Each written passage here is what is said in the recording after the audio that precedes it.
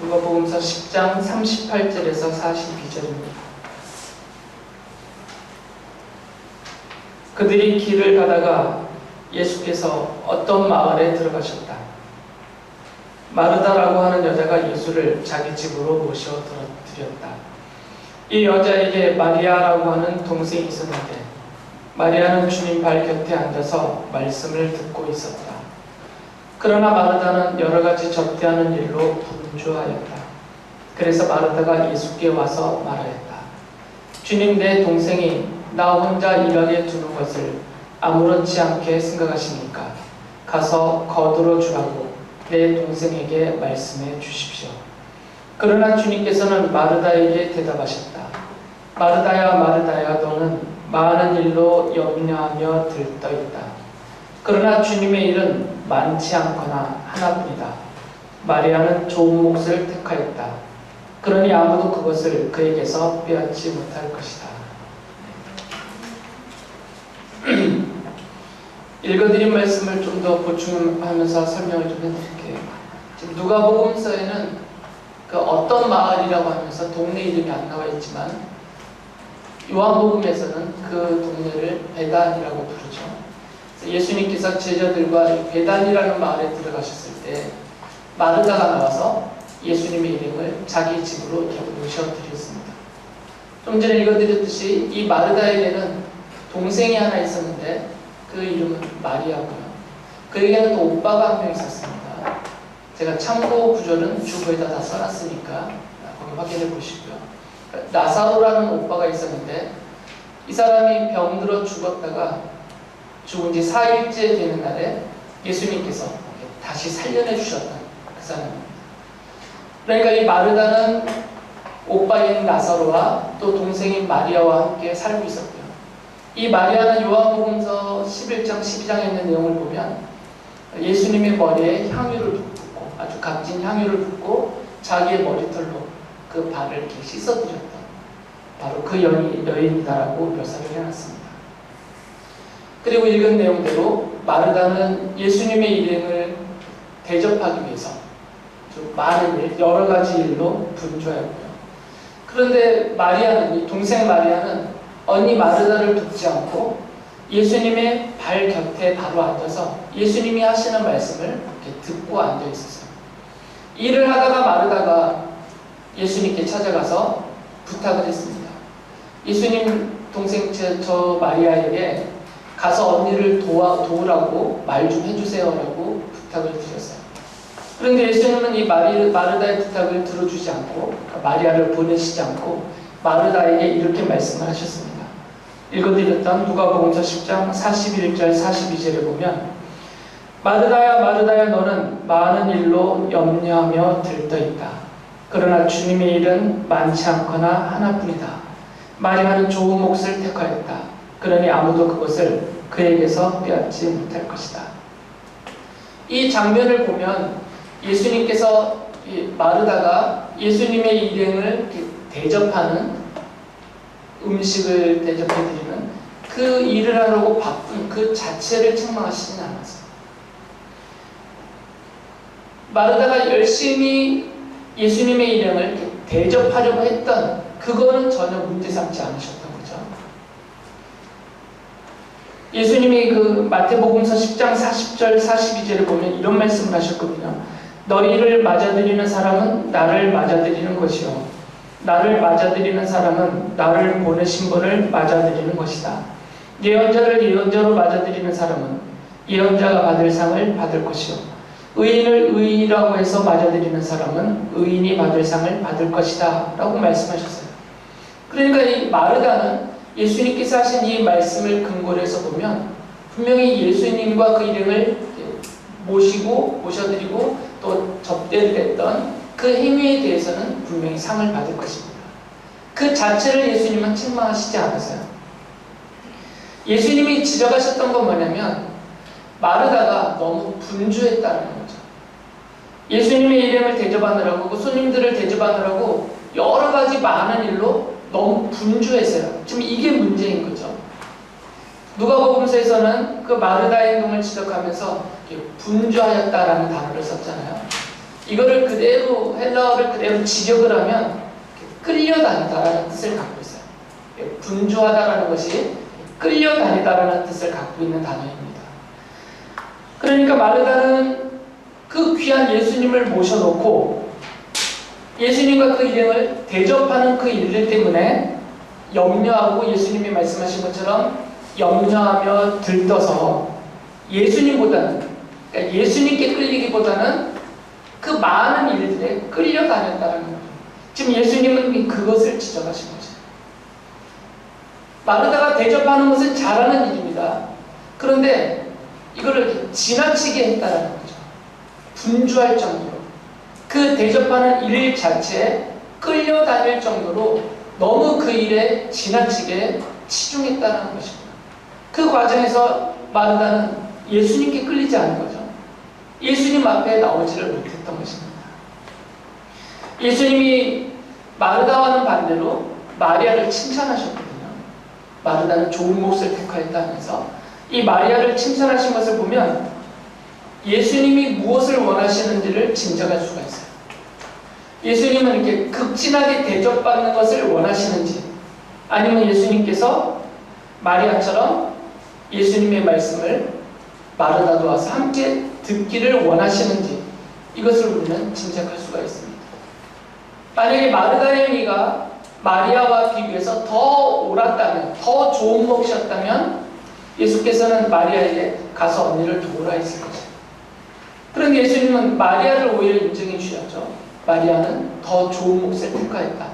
그러면 상대적으로 지금 마르다가 하는 그 행위는 마리아가 택한 그 일보다 못하다는 거잖아요.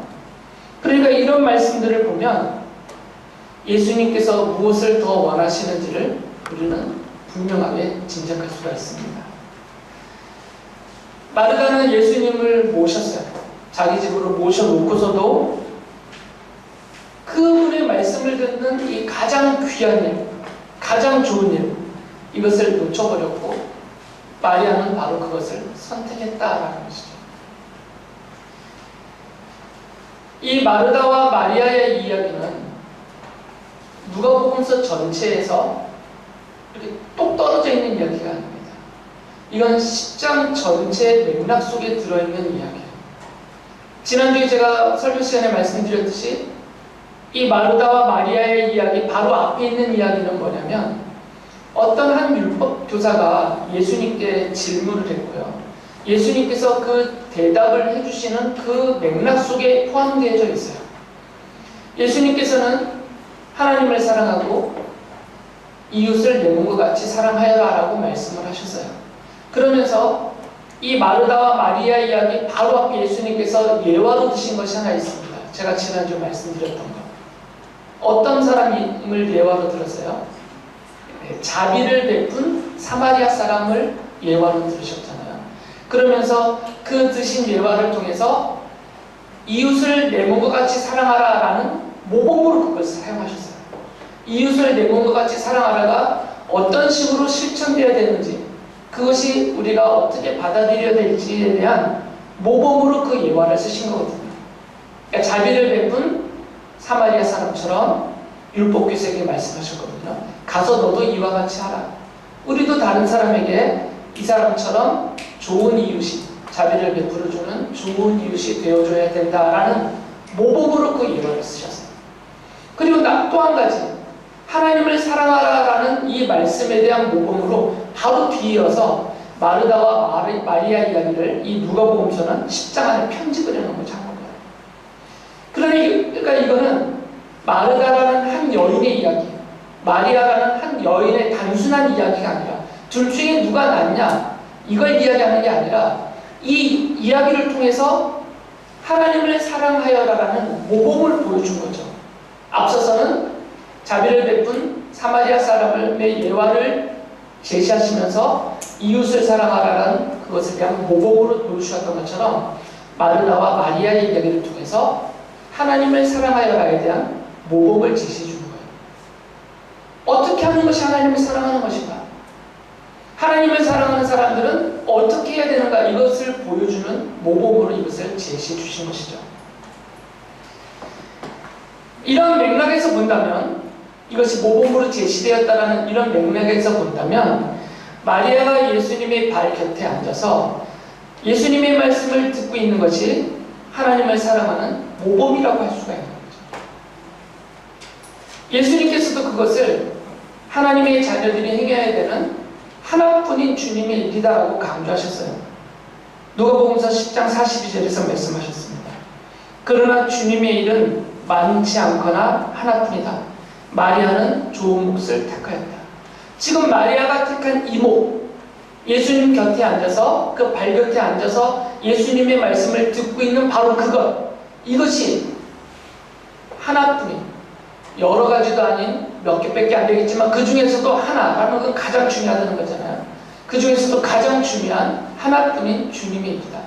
그러니까 하나님이 원하시는 것, 우리 예수님이 원하시는 것은 지극하게 극진하게 받는 대접보다 사람들이 예수님 곁에 앉아서 예수님께서 전하고 계시는 하나님의 말씀을 듣는 것, 이것을 훨씬 더 원하신다는 거죠. 바로 그것이 하나님을 사랑하는 모범이라는 거죠. 다시 말씀드리면 누가 하나님을 사랑하는 사람인가? 하나님의 말씀을 사모하는 사람이에요. 그 말씀 듣기를 사모하는 사람이 하나님을 사랑하는 사람이다라는 것이에요. 이건 우리 인간 사이의 관계를 예를 들면 너무나 명백합니다. 싫어하는 사람끼리는 한마디 말도 들으려고 하지 않아요. 그러나 좋아하는 사람들은 그 한마디도 놓칠까 아까워해서 귀 기울입니다. 제가 제 아내와 관계가 좋을 때는요, 바싹 달라붙어서 끝까지 듣고 데리고 다 해줘요. 근데 뭔가 마음이 좀 상해서 삐치거나 좀 마음이 상해서 좀 그러면 한마디도 듣기 싫어요. 이게 사람 사이의 관계가 요즘은 잘 들어줍니다. 저희 관계 좋습니다. 사람 사이의 관계도 그래요. 여기 민혁이 규표 또 연수 셋이 친구인데 얘네들이 같이 맨날 어울려 다니지만 지금은 사이가 좋으니까 서로 자기네 집 가서 자고 밤새 놀고 막 그러잖아요. 어제도 밤새느냐? 어제는 안 샜어요. 사이가 조금만 틀어져 봐요. 지나치면서도 인사도 안 한다고요, 아이들. 그러니까 이게 관계의 척도가 되는 겁니다. 그의 말을 내가 귀담아 듣느냐가 그와 나의 관계의 척도가 돼요. 예수님께서도 그것을 말씀하신 겁니다. 하나님을 누가 사랑하는가? 이걸 보면 알 수 있다는 거죠. 하나님의 말씀을 사모하느냐. 거꾸로 말하면 하나님의 말씀을 진심으로 사모하는 사람, 그 말씀 읽기를 좋아하고 듣기를 좋아하고 그 마음에 깨우쳐 품고 지키며 따라 행하면서 또 연구까지 하고 싶어하는 이런 마음이 크면 클수록 그 사람에게 속에서는 하나님에 대한 사랑이 커진다는 것이죠. 그게 척도이기 때문이에요.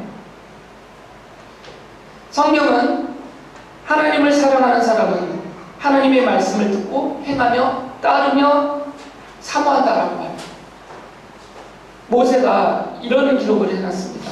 신명기 30장 20절에 보면 이런 말씀을 하셨어요. 주 당신들의 하나님을 사랑하십시오. 그의 말씀을 들으며 그를 따르십시오. 그러면 당신들이 살 것입니다. 주님께서 당신들의 조상 아브라함과 이삭과 야곱에게 주시겠다고 맹세하신 그 땅에서 당신들이 잘 살 것입니다. 지금 모세는 하나님을 사랑하는 것과 하나님의 말씀을 듣고 따르는 것을 동일하게 놓고 있어요. 이건 같은 것이다라는 얘기예요. 말씀드렸듯이 누가 하나님을 사랑하느냐, 이거 보면 안 된다는 거죠. 성경에 보면 어느 누구보다도 하나님을 사랑했던 사람이 있습니다. 누구일까요? 다윗이에요. 정말 다윗만큼 하나님을 사랑했던 사람은 성경에서 찾기 어렵습니다. 하나님께서도 그 다윗을 기뻐하셨어요. 내 마음에 맞는 사람, 꼭 맞는 사람이다라고 인정받았던 사람. 그 다윗이 시편 43편 8절에서 이렇게 기도를 합니다. 내가 주님을 의지하니 아침마다 주님의 변함없는 사랑의 말씀을 듣게 해주십시오. 내 영혼이 주님께 의지하니 내가 가야 할 길을 알려주십시오. 주님의 말씀을 듣고 싶다는 거죠. 나는 주님을 사랑합니다. 나는 주님을 의지합니다. 그렇기 때문에 나는 아침마다 주님의 변함없는 그 사랑의 말씀을 듣고 싶습니다. 내게 말씀해 주십시오. 내가 가야 될 길을 알려주십시오. 다윗의 마음이 그대로 드러나 있습니다. 어느 누구보다도 하나님을 사랑했던 다윗입니다. 그래서 이 다윗은 늘 주님의 말씀을 사모했고 그 말씀을 주야로 읽고 묵상하고 그 말씀 따라 살기를 즐거워했어요.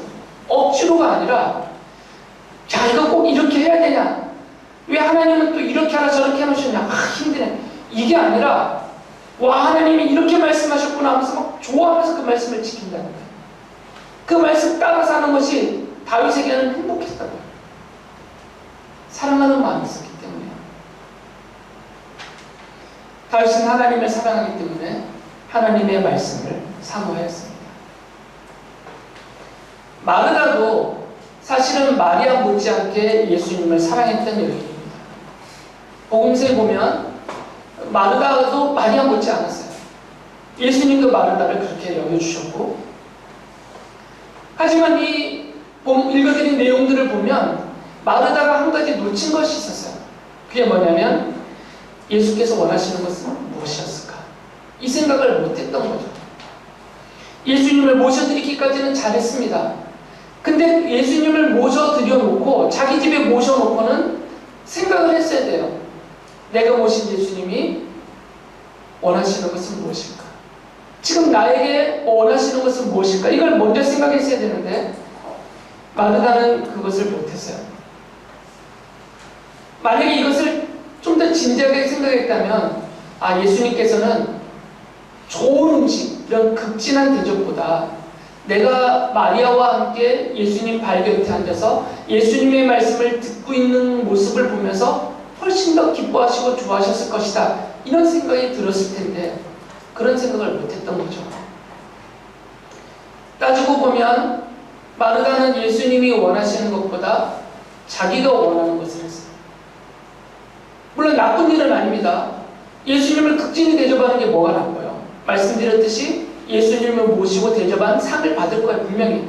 그 행위 자체가 나쁜 것은 아니에요. 그러나 그건 마르다가 원하는 것이었어요.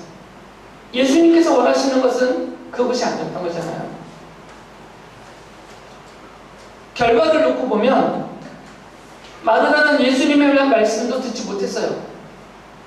그 일하느라고, 그 일에 끌려다녀서 그 분주하였기 때문에 예수님의 말씀을 듣지 못했습니다. 그리고 마르다가 이 마리아를 비난하는 것으로 보면 우리가 짐작이 되는데, 이 많은 일에 끌려다니면서 그 예수님을 대접하는 그 일 자체도 기뻐하지 못했어요. 이건 결과적으로 알 수 있습니다. 일하느라 예수님의 말씀을 못 들었어요. 그리고 자기가 일하다가 바빠서 막 끌려다니면서 마음에 염려가 가득하고 막 들떠 있으니까 힘들어서 마리아를 비난했거든요. 이렇게 마리아를 비난하는 것을 보면 마르다는 지금 그 일을 하면서도 기쁘지가 않았던 거예요. 힘만 들었던 거죠. 짜증이 났던 거잖아요, 마리아를 보면서. 만약에 아무리 일이 많았더라도 마르다가 내가 지금 예수님을 대접하기 위해서 이렇게 일하고 있다라고 그것이 감격스러웠으면 짜증내지 않았을 거죠. 마리아를 비난하지 않았을 것입니다. 마리아 보내달라고 예수님께 요청하지도 않았을 거예요. 오히려 막 찬양하면서 그 일을 했을 것입니다. 그런데 마르다는 그렇게 행동 안 했거든요. 그러니까 결과를 놓고 보면 우리가 짐작할 수가 있는 거죠. 둘 다 놓친 것이에요, 마르다. 예수님의 말씀도 듣지 못했고 자기가 하는 일에서 기쁨도 누리지 못했던 것입니다. 물론 마르다의 입장을 동조하시는 분들도 있습니다. 그리고 지지하는 분들도 있어요. 만약에 마르다가 마리아와 함께 앉아서 예수님의 말씀만 듣고 있으면 음식 준비는 누가 하느냐? 이 많은 손님들은 누가 대접하느냐? 그렇게 말할 수가 있죠. 이건 마르다의 입장에서 말하는 거죠. 그런데 누가복음서는 이 문제에 대해서는 별로 관심이 없어요.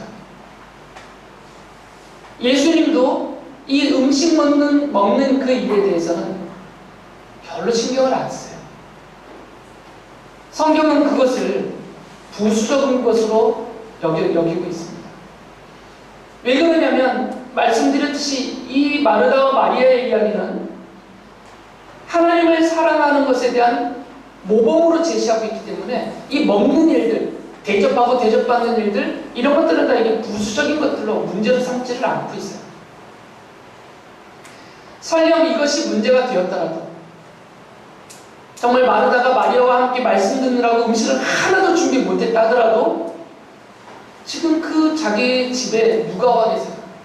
예수님이 와 계시잖아요. 오병이의 기적을 행하셨다는 그 예수님이 와 계시다고요. 내 집에. 만약에 음식 문제가 정말 큰 문제였다면 오병이의 기적을 행하신 예수님께서 쉽게 해결해 주셨을 것이에요. 마르다의 생각이 거기까지 가지 못한 거죠. 하나님을 사랑하는 사람은 하나님의 말씀을 사모합니다. 하나님의 말씀을 듣고 싶어요. 듣는 것을 좋아하고, 읽는 것을 좋아하고, 또 연구하고, 그 지키는 것도 좋아합니다. 물론 이 하나님의 말씀 때문에 세상의 모든 일을 포기하는 것 아닙니다. 성경도 그렇게 말하지 않아요. 우리에게 그런 마음이 있느냐를 살피라는 거죠. 내게 그런 마음이 있느냐.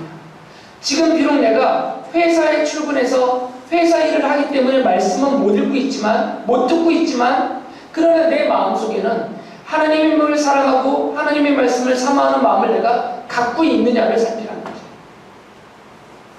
학교에 가서 공부하느라고 우리 학생들이 하나님 말씀 읽을 수가 없어요. 그러나 그 마음속에는 하나님을 사랑하는 마음, 그리고 그 하나님의 말씀을 사모하는 마음이 있는지 없는지를 스스로 살펴보라는 거죠. 만약에 그 마음이 없다면 하나님을 사랑하는 게 아니기 때문에, 하나님의 말씀을 사모하는 마음이 없다면 읽고 싶은 마음이 1도 없고, 듣고 싶은 마음이 1도 없고, 설교를 왜 이렇게 기냐, 빨리 안 끝나냐, 이런 생각만 가득하고 있다면 스스로 점검을 하는 거예요. 내 마음속에 하나님에 대한 사랑이 없구나.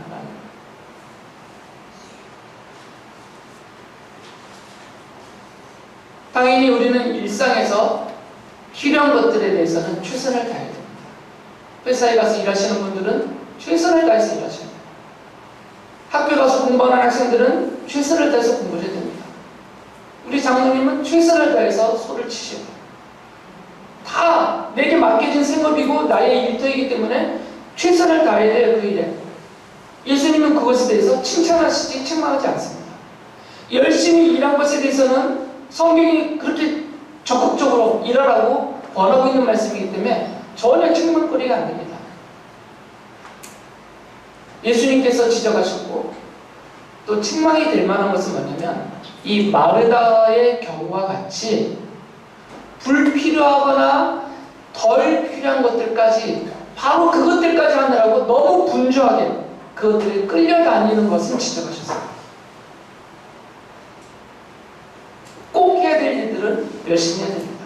그러나 덜 해도 되는 일이 있어요. 그리고 할 필요가 없는 일도 있어요. 물론 해서는 안 되는 일은 뭐 말할 것도 없습니다. 성도로서 하나님을 사랑하는 자녀로서 우리가 하면 안 되는 일은 당연히 하지 말아야 되겠죠. 이것 말고 덜 해도 되는 일. 하기는 하는데 이만큼까지는 안 하고 요만큼까지만 해도 괜찮은 일들이 있어요. 그리고 이거 굳이 안 해도 되는 일이 있어요. 나쁜 일은 아니더라도, 그 일이 나쁜 일은 아니더라도 꼭 해야 될 일이 아닌 일들도 있어요. 그런데 이런 일들까지 불필요하거나 덜 필요한 이런 일들까지 굳이 하느라고 그 일에 끌려다니는 것, 이거는 안 된다는 거죠. 그렇게 끌려다니다 보면 하나님의 말씀을 읽을 수도 없고 들을 수도 없어요. 시간이 없기 때문에, 마음이 없기 때문에 끌려다니는 순간 시간을 잃게 되고 마음을 잃어버리게 됩니다. 제가 예를 들진 않겠습니다. 혹시 또 상처받을 분들이 있을까? 꼭 하고 싶은 얘기가 있었는데 참아 못하고 있습니다. 청소 좀 덜 해주세요. 집이 반짝반짝 빛나지 않아도 괜찮아요. 의외로 거기에 많은 시간이 들어갑니다. 상처 안 받는다고 해서 얘기한 거예요.